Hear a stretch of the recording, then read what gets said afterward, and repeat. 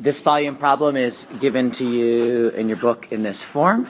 They tell us that this line right here is y equals, they say minus x plus 1. I like to write it like this because it's just easier for me to see that, and the negative isn't out front, so I won't lose it.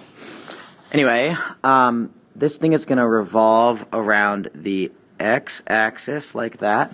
So we're going to have a mirrored image down there, and I'll draw some of the shape here. It's always hard to draw this on a two-dimensional iPad. But anyway, so you should see that that shape is kind of like a cone on its side. So, you know, this little spot right here would be the tip, the point of the cone, and this over here would be the base. So, the radius of that cone, each of those discs are like that, right? So the radius of that cone is the height of this graph right here. So for example, at this x value, that x value right there, the height would be that, or the radius would be that red line, which is the height of the graph. And that height of the graph is this y value. So my radius is 1 minus x. From there, I go ahead and I use the volume equation, which is really just the volume of a cylinder. So I wrote some stuff there for us. The pies, this is the volume of a cylinder. The pies are the same thing. Then, you know, hopefully we've done some animations online so you can see how each of these little r's act like little discs right here, right? Or their radius of little discs.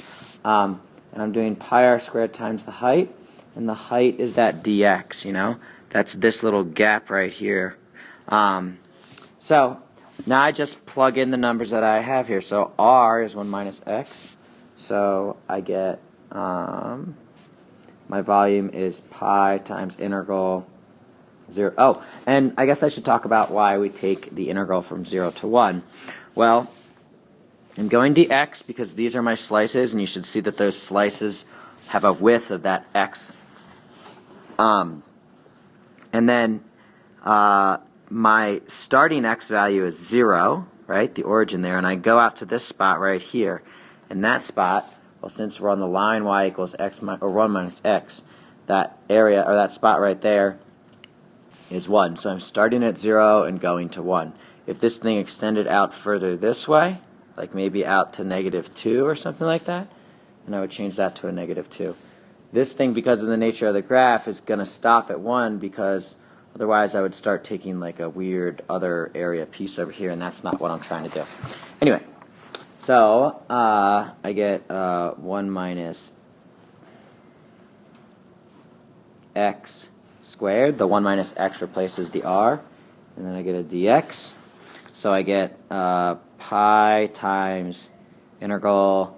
Actually, I can integrate this using power rule. So what I get is 1 minus x to the third power, and then I put a 1/3 out front, but I need to make it negative because of the chain rule part of this. So I'm dealing with this negative right here. If this was a -5, I would put -5 over 3. If there's a -5x. You could also square this out and get a polynomial the same way you're going to do in some of the other ones later on and integrate each of those pieces. Anyway, so I need to evaluate that thing from 0 to 1. Well, I'm going to write this as -pi over 3, and then I'm going to evaluate this part right here from 0 to 1. So when I plug in 1, I get 1. I get this one minus x value of 1, which gives me 0, so I get 0 cubed. And then I'm going to do the same thing with this. I'm going to plug this in for that, which is going to give me 1 minus 0 cubed, which is 1 cubed. I need to subtract them because that's how we do integrals. And notice this is -pi over 3 times -1, which is just going to be pi over 3.